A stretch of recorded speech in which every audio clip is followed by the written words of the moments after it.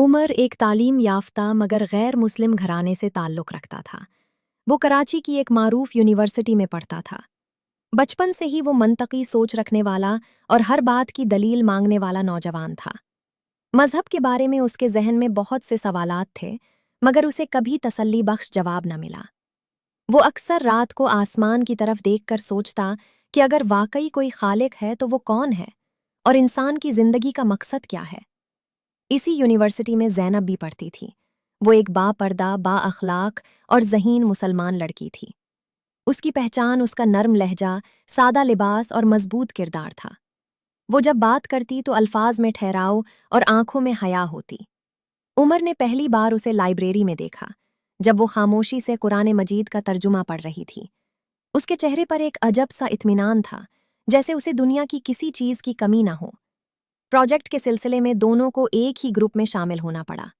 गुफ्तगू का आगाज रस्मी था, मगर आहिस्ता आहिस्ता बातें गहरी होने लगीं। उमर ने महसूस किया कि ज़ैनब हर मुश्किल में भी अल्हम्दुलिल्लाह कहती है।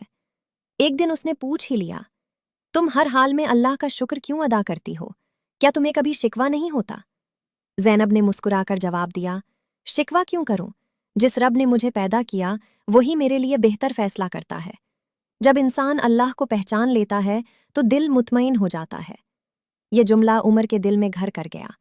उसने पहली बार इस्लाम को तास्सुब के बगैर देखने की कोशिश की। ज़ैनब ने कभी उसे कायल करने की कोशिश न की, न बहस की, न जज्बाती दबाव डाला। वो सिर्फ अपने किरदार से इस्लाम की तस्वीर पेश करती रही। कुछ दिन बाद उमर ने उससे कुरान के बारे में सवाल किया।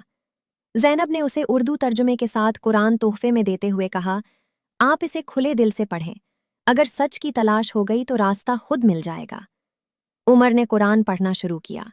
जैसे जैसे वो आयात पढ़ता, उसे महसूस होता कि उसके दिल के सवालों के जवाब मिल रहे हैं।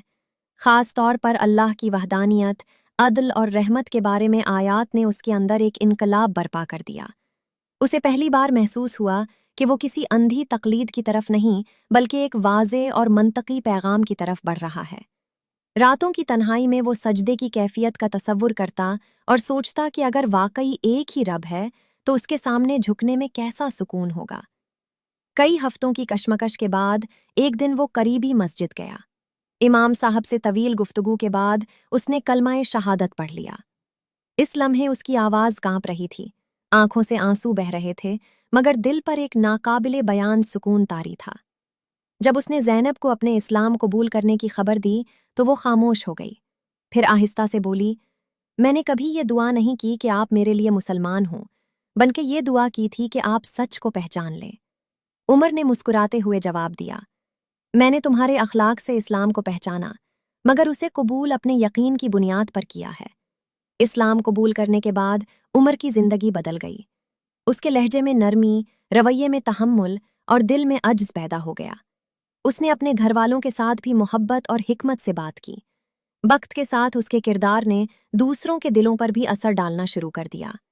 ये कहानी उस हकीकत को बयान करती है कि हिदायत ज़बरदस्ती नहीं दी जा सकती, बल्कि अच्छे अखलाक, सच्चाई और खुलूस से दिलों के दरवाजे खुलते हैं।